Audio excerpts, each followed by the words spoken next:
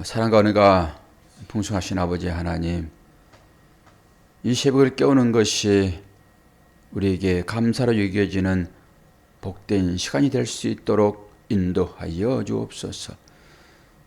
하나님의 말씀이 아니고서는 용기와 꿈과 희망과 소망을 얻을 수 없사오니 오늘 이 새벽에도 그렇게 우리에게 찾아와 주시어서 우리들로 하여금 주님 안에 있음을 경험하는 복된 시간 되도록 인도하여 주옵소서. 예수 그리스도의 이름으로 기도하옵나이다. 아멘. 하나님 말씀 야고보서 1장입니다.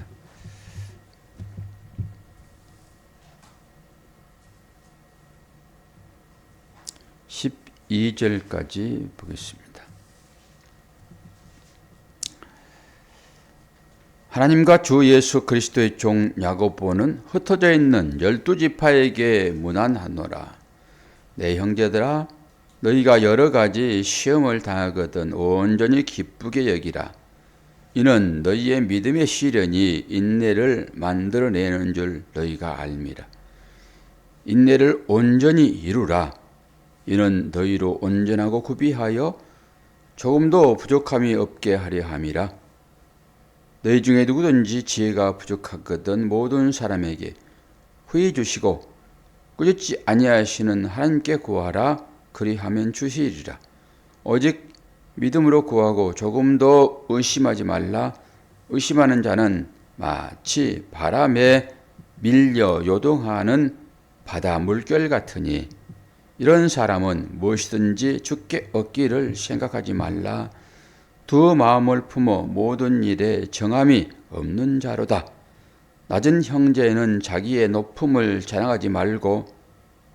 자랑하고 부한 자는 자기의 낮아짐을 자랑할지니 이는 그가 풀의 꽃과 같이 지내감이라.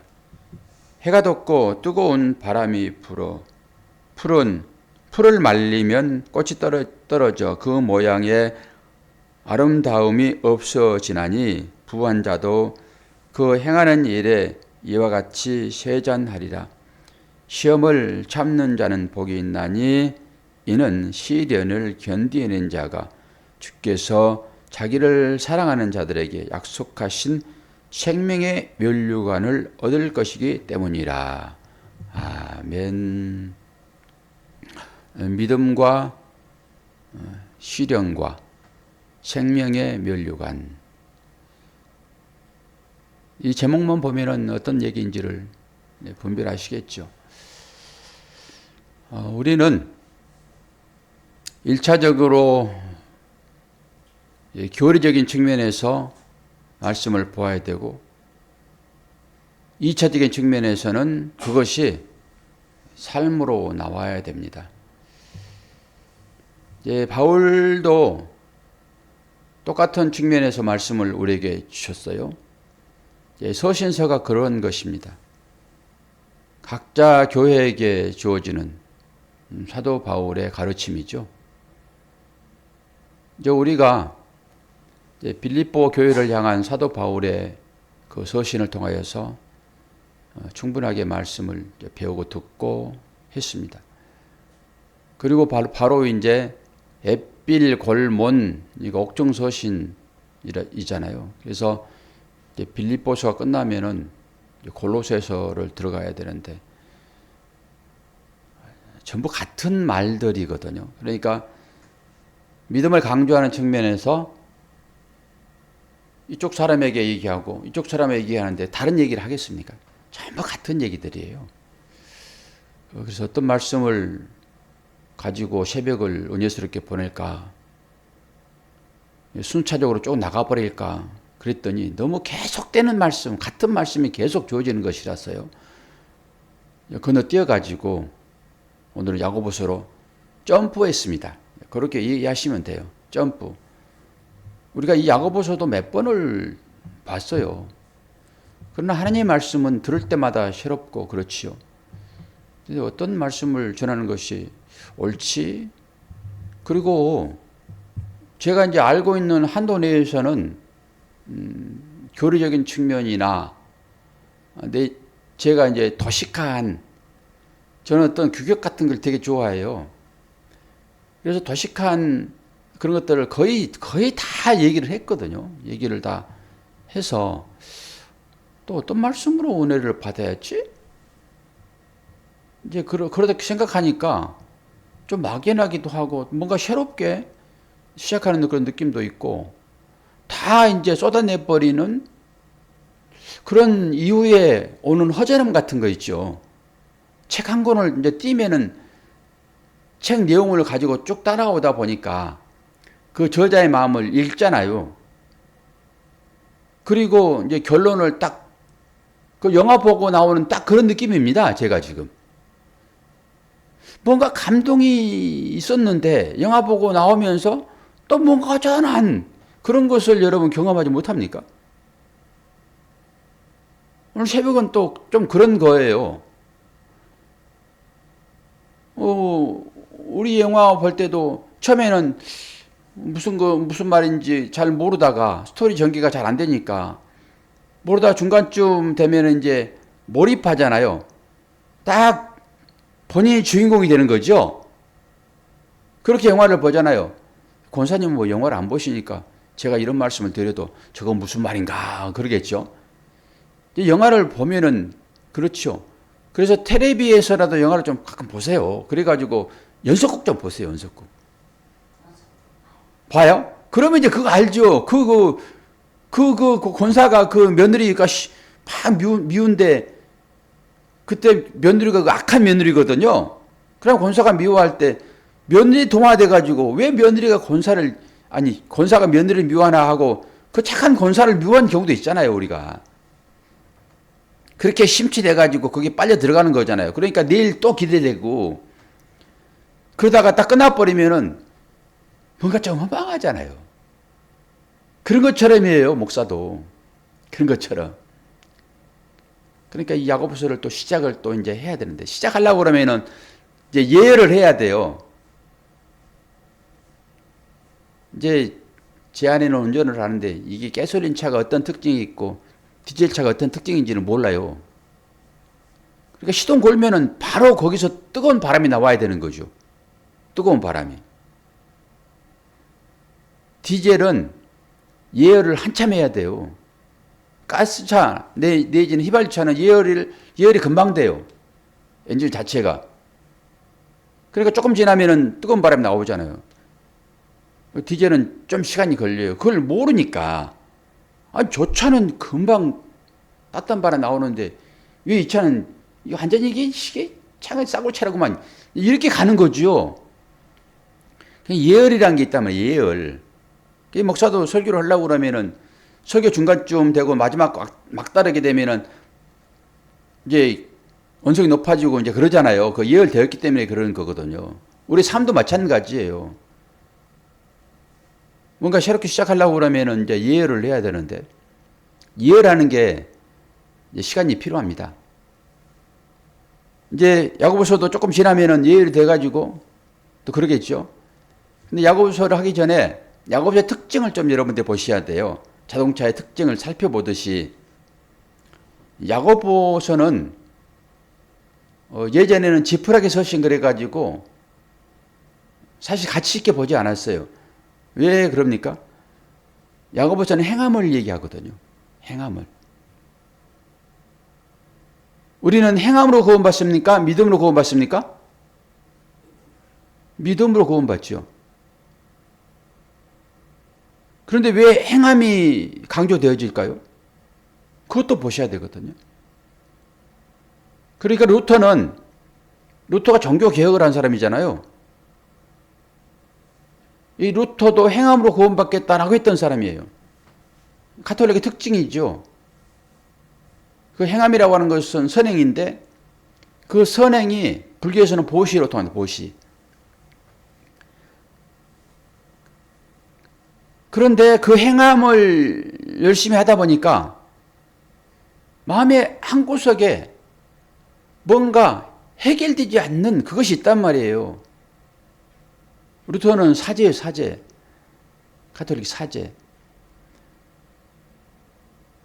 그래가지고 그 성당에 그 계단이 닳도록 그렇게 무릎으로 기어서 올라가요.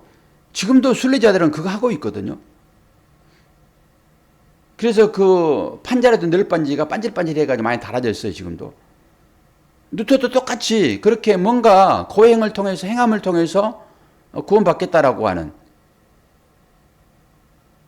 그런데 루터가 이 사제이면서 교수했어요. 그래가지고 신학교에서 로마서를 강의하다가 구원은 믿음으로 말미암느니라고 하는 그 구절에서 회개한 거예요. 깨달아진 거예요. 루터가.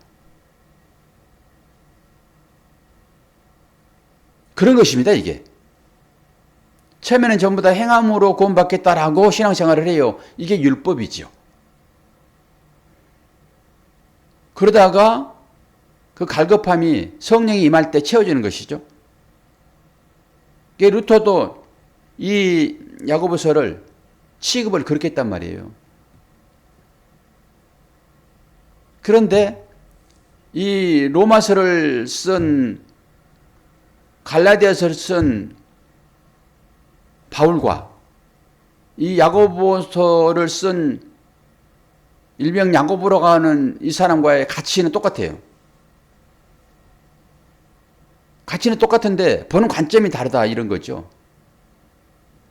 그리고 이 야고보서도 1절 보면은 하나님과 주 예수 그리스도의 종 야고보는 그러잖아요. 이제 그런데 신학자들은 이걸 가지고 또 얘기를 해요. 우리는 그냥 말씀 그대로 받으면 되지요. 하나님 말씀이니까. 그런데 이 저자가 다른 사람인데 그 예수의 형제 야고보의 이름을 비로소 썼다. 이렇게 보기도 하고, 그렇게 보는 것은 이 야고보서의 전체 이 편지를 가지고 분석을 하는 거예요. 분석을. 그러니까 우리가 히브리서를 다 봤으나 히브리서를 볼 때 저자 이름이 나오지 않지만은 전체적인 문맥 가운데서 이 문맥은 사도 바울의 필체야. 사도 바울이 썼던 편지의 글과 너무 같아. 그러면서 히브리서도 사도 바울이 썼다라고 그렇게 인정을 하는 거거든요. 그러니까 누가 썼느냐 이런 것은 사실 중요하지 않아요. 근데 증거로 이제 나타내야 되니까 학자들은 그렇게 이제 파고들지만은 우리는 정경으로 딱 굳어져 있기 때문에 우리는 이걸 하나님 말씀으로 이렇게 이제 보는 거죠.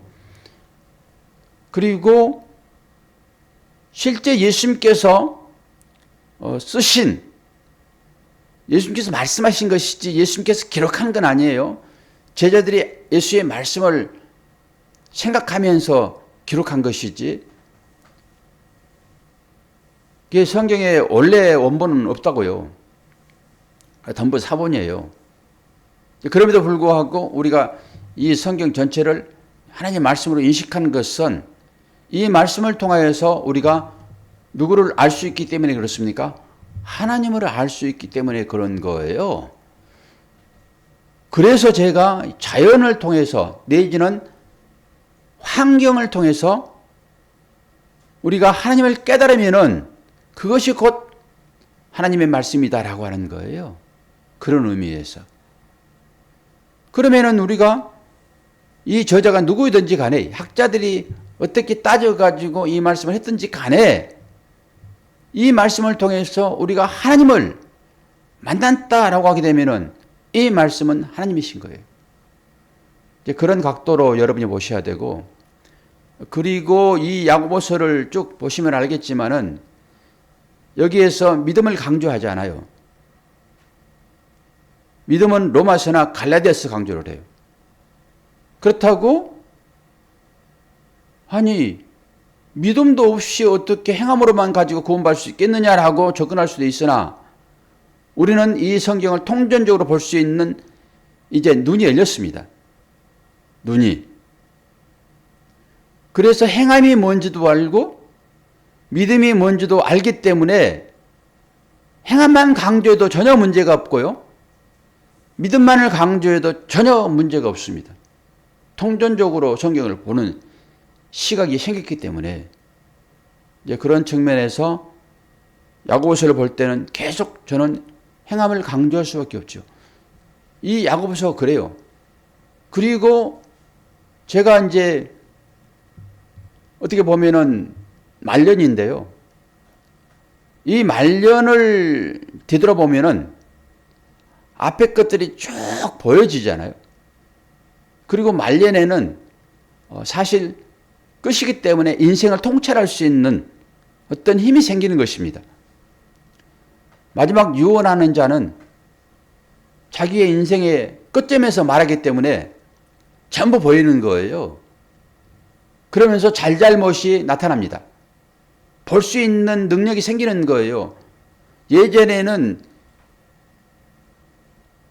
그냥 열심만 가지고 어떤 교리적인 측면에서 내 삶을 살았다 하게 되면은 끝자락에서 후회되는 것은 내가 왜 그렇게 딱딱하게 교리만 가지고 옳고 그름만 가지고 사람을 대했는가. 내 아내를, 내 남편을, 내 자녀를, 내지는 내 이웃을 어떻게 옳고 그름만을 가지고 판별하듯이 판사 노릇했는가라고 하는 후회함이 생기는 거예요.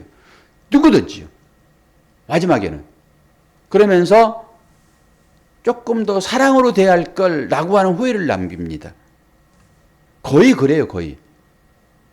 아무리 훌륭하게 목회를 했다라고 하더라도 수만 명, 수십만 명 교회되는 교회를 섬겼다 하더라도 마지막에는 내가 왜 좀 더 사랑으로 대할 걸라고 후회한단 말이에요. 그게 저도 이제 행함을 계속 강조하잖아요. 그건 뭘 얘기하죠? 끝점이 왔다는 거예요, 그게. 이제 보여진다는 거예요, 그게. 성경의 말씀이 뭘 말하고 있는지 깨달아진다는 것입니다. 그러면 이 행함만을 강조하는 이것을 보면서 그 교리적인 측면에 강하게 사로잡혀 있는 자들은 왜 행함으로서는 구원이 없는데 행함만을 강조하지? 라고 판별할 수 있어요. 저는 그런 부분에 있어서는 개의치 않습니다, 이제는. 아니, 터가 잘 다져 있는데 언제까지 터닦기 하고 있을 거예요? 얼른 집 짓고 들어가서 사셔야 됐잖아요, 거기에서. 따뜻한 온돌에서 좀 허리 좀 지지고 몸이 좀 피곤하면은 물로 좀 왕창 받아놓고 푹 담궈서 좀 몸도 풀고. 아니, 그러려고 터닦는 것이지. 언제까지 터닦을 거예요? 그래서 사도 바울이 하는 얘기는 그거예요. 너희들 언제까지 애들처럼 그렇게 젖만 먹고 살래? 이런 거이 그런 거예요, 그거. 아니, 터닦고 이제는 집 짓고 거기 들어서 하나님과 교제하면서 그 하나님의 평강을 누려야지. 맨날 그냥 터만 닦고 있어 라고 하는 측면으로 얘기하는 것이지 그 책망하는 게 아니란 말입니다. 우리는 이제는 제가 생각할 때는 그래요. 저도 좀 자유로움이 이제 왔고 터 닦을 부분 거의 다 깎고 이제는 집을 지어서 하나님과 함께 그 안에서 하나님이 주시는 복, 우리 복 너무 좋아하잖아요. 그 복을 누리면서 사셔야지. 이제 그러면서 야고보서를 시작합니다. 그럼 좀씩 이제 올라오죠, 이제. 이제 군부를 떼고 있는 중이잖아요. 근데 냄비는요, 속성이 빨리 열받고 빨리 식어버립니다. 여러분도 그러면 안 돼요. 냄비 근성 가지고 있으면 안 돼요. 어쩔 때는 아멘, 아멘 하다가 조금 지나면 언제 내가 아멘 했지 그러고 냉랭하고 이러면 안 돼요. 그냥 꾸준하게 올라가세요. 꾸준하게. 이제는 제가 안 속는다니까요. 그런 부분에 있어서. 경험을 많이 해봤기 때문에. 냄비 근성들. 그렇게 말년에는 다 그런 거예요. 그래서 제가 그런 부분에서 사람이 어떤 것인지를 알죠. 성경에서 말씀하시는 의인은 없나니 하나도 없다라고 하는 이 진리가 어디서 깨달아지고 알아집니까? 사람을 통해서 알아지는 거예요. 저와 여러분은 모든 사람들의 대표인 거예요. 여기만 그러는 것이 아니라 아주 차원이 높다라고 자기들끼리 그룹 지어놓고 살아가고 있는 사람들이 있어요. 차원이 다르다. 저들은 2차원이지만은 우리는 4차원이다라고 하는 그 그룹들이 있다고요. 근데 우리는 감히 그 그룹 속에 들어가지도 못하지만은 저는 들어가 보거든요. 들어가 보면은 이 2차원에 사는 사람들의 삶이나 그 자기들이 말하는 10차원에 사는 사람들의 삶이나 똑같아요. 똑같습니다. 왜 그렇습니까? 다 인간이기 때문에 그래요. 그러니까 그런 거 꿈꾸지 마세요. 다 똑같다니까요. 그냥 우리끼리 사는 이 삶도 천국일 수 있고 지옥일 수 있고 저들이 사는 그 삶도 천국일 수 있고 지옥일 수 있는 거예요. 그러니까 여기에서 여러분 천국을 이루시면 됩니다. 뭘 얘기를 하려고 제가 이런 얘기를 쭉 하는가 하면은 믿음이 어떤 것인지, 구원이라고 하는 것은 믿음으로만 구원을 받는 것인데 왜 자꾸 행함을 강조하나? 이 야고보서가 지금 지시하는 것이 그거기 때문에 제가 행함을 강조하는 것이고, 그리고 저의 삶도 이제 목회의 끝자락에서 이 교회를 운영하는 목사로서의 그 가르침도 마지막에는 그 행함으로 나오지 않으면은 헛것이다라고 하는 거예요. 이것을 제가 증명을 할게요. 왜 그러는지. 이제 은혜와 복음이라고 하는 이 율법과 진리라고 하는 이 복음이라는 이 측면을 우리는 다 배워서 알아요. 근데 이게 한 가지인데 이 은혜만을 아는 사람들, 이 진리만을 율법과 이 복음이라고 하는 이 측면에서 율법에서 복음을 넘어온 자들이 이 복음이 어떤가라고 하는 것을 말할 때 행함이 아니라 믿음이라고 하는 이 히브리서 11장 1절에 나오고 있는 믿음은 바라는 것들의 실상이요 보이지 않는 것들의 증거라고 하는 이 믿음만을 가지고 하나님의 나라에 가겠다라고 하는 그 사람들은 아직까지도 더 배워야 돼요. 이런 거예요. 제가 쉽게 설명을 하는 건데 효도합시다. 효도라고 하는 그 말은 아주 가치 있는 거예요. 그래서 효도를 하느냐라고 하는 그걸 가지고 판단하는 것이니까. 그런데 이 삶으로 넘어왔는데 효도가 너무 좋은데 효도합시다 라고만 하는 거란 말이에요. 믿음이라고 하는 것은. 사랑합시다 라고 말만 하는 거예요. 은혜에 들어온 사람들. 전혀 행함으로 나오지 않는 이런 사람들. 이 율법에서 나는 벗어났어요. 나는 믿음으로 들어왔습니다. 진리가 뭔지 알아요.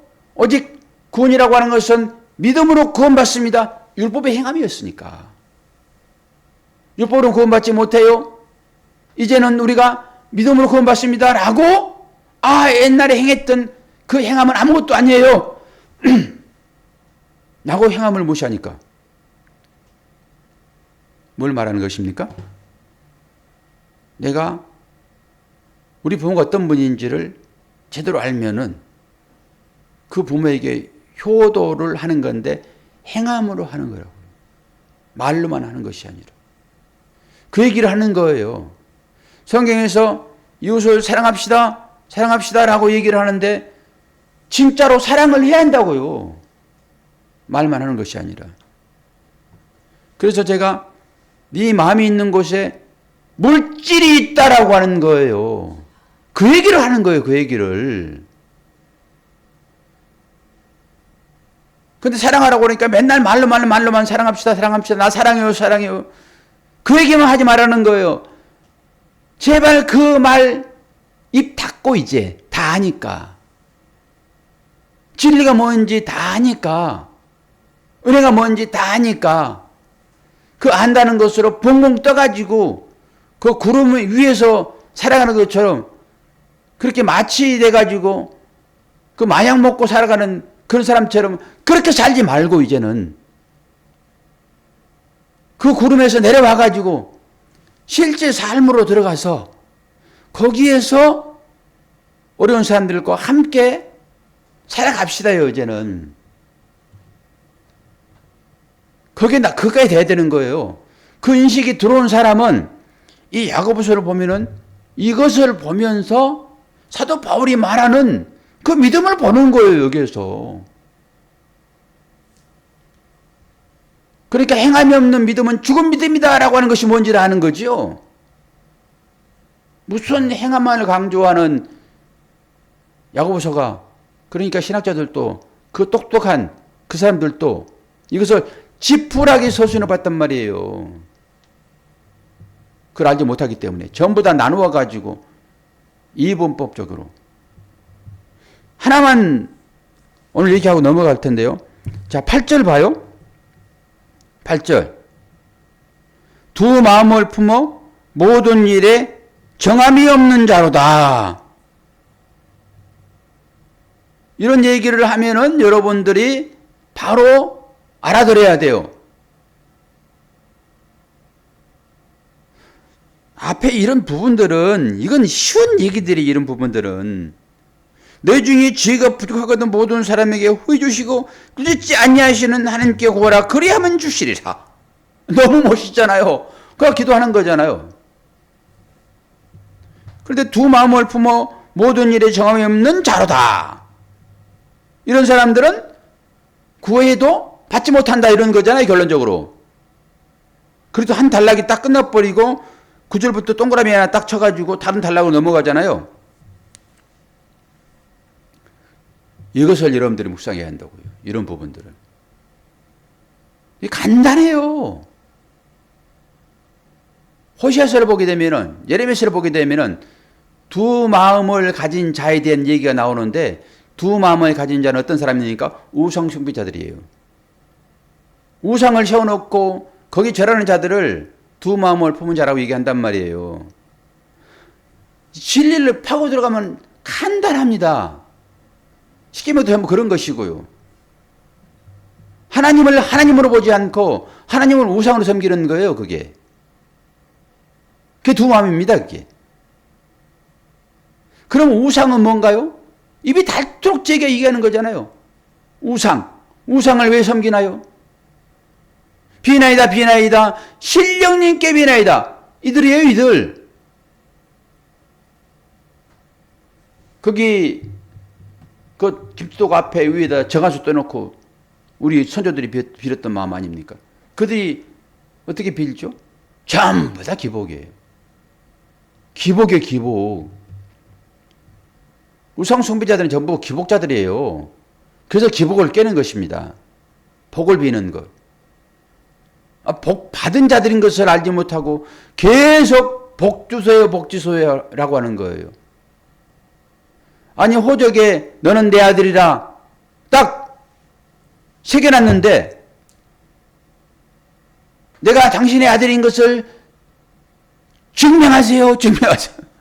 아니 호적에 그렇게 돼 있는데 뭘 어떻게 증명하니? 답답하지 않겠습니까? 아버지가? 뭘로 증명해? 유전자 검사를 한번 해볼까? 그런 거 아니에요 지금? 증명하세요. 아니 너는 내 아들이라니까? 증명하세요. 아니 어떻게 증명하니? 너는 내 아들인데 증명하세요. 그게 기복이에요.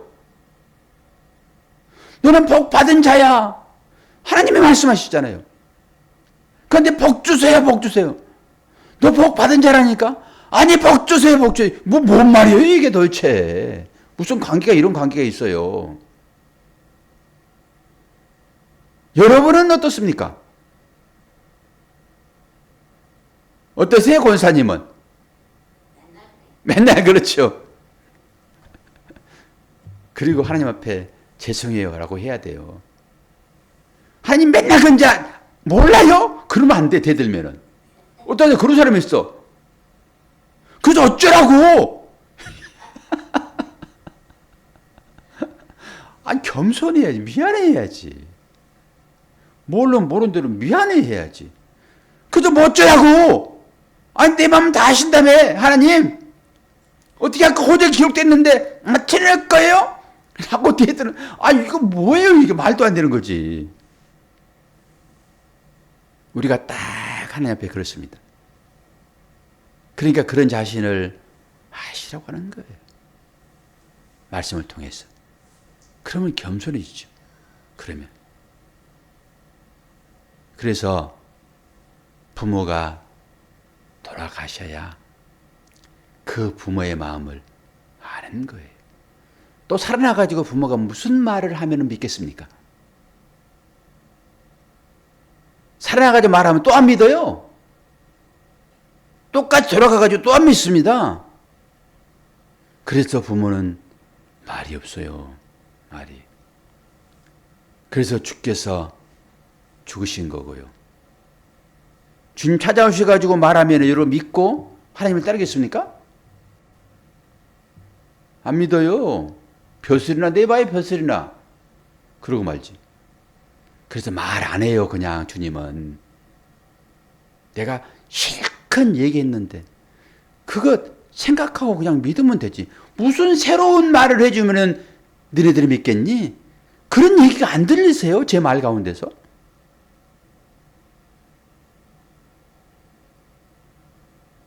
그래서 부자와 나사로 얘기가 거기서 나오는 거예요. 부자가 나사로를 제발 우리 가족에게 보내서, 그 가족이 지금 4명, 5명이 있는데 저처럼 이렇게 지옥에 오지 않도록 해주세요 라고 하잖아요. 야야야야, 내가 선지자를 얼마나 보냈는 줄 아니? 죽었다가 살아나면은 그들이 믿겠니? 라고 하는 거예요. 여러분은 어떻습니까? 여러분은 말씀을 믿습니까? 이 기록된 말씀을 믿냐고요? 어떤 새로운 말씀을 이 말씀을 통해 가지고 해드리면은 하나님을 믿고 그분 앞에 겸손하시겠습니까? 얼마나 해야지 사랑으로 나오실 거냐고요? 얼마나 해야? 사랑 없음을 확인하세요. 그러면 됩니다. 그리고 이제 사랑해야지 라고 한번 용 한번 쓰세요. 용 써야 뭐 생명이 나오든지 말든지 하지. 용도 안 쓰고 어떻게 생명이 나와요? 용 쓰셔야 돼요. 이것이 인내입니다. 삶의 인내. 그 얘기 쭉 이제 풀어낼 거예요. 그런 기대감을 가지시고 이제 야고보서가 뭘 말하고 있는지 아주 눈 부릅뜨시고 이 말씀대로 행하실 때 하나님은 살아계셔서 오늘 누구든지 지혜가 부족하거든 모든 사람에게 후회 주시고 꾸짖지 아니하시는 하나님께 구하라 그리하면 주시리라 라고 하는 이 말씀이 여러분 삶 가운데 임하게 될 것을 믿습니다. 자, 기도하겠습니다. 아버지 하나님, 오늘 또 새벽을 깨우게 하시고 하나님의 말씀을 통하여서 우리의 삶이 어떻게 나타나야 될 것인지를 분명하게 말씀하신 것을 듣습니다. 야고보서가 우리에게 주시는 교훈이 어떤 것인지, 그리고 어떤 삶을 살 때 하나님은 기뻐하실 것인지 내일 새벽을 또 기대하면서 오늘 하루를 시작합니다. 우리가 다 배운 바 된 사람들이고 복 받은 사람들인데 오늘 또 복을 다른 사람들에게 나누어 주는 복된 자들 될 수 있도록 은혜 허락하여 주옵소서. 감사드리며 예수 그리스도의 이름으로 기도하옵나이다. 아멘.